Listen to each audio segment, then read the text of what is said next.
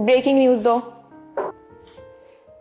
Office से पता चला है कि फराज यूनिवर्सिटी छोड़ के चला गया। सच? सच कह रही हो?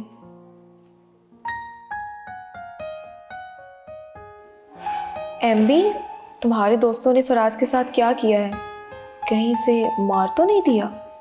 मैंने कहा तो था, मौत की सजा भी कोई सजा होती है। फराज मर जाता तो उसे निजात मिल जाती, ऐसे वो आजाद हो जाता। तो फिर क्या किया तुमने उसके साथ?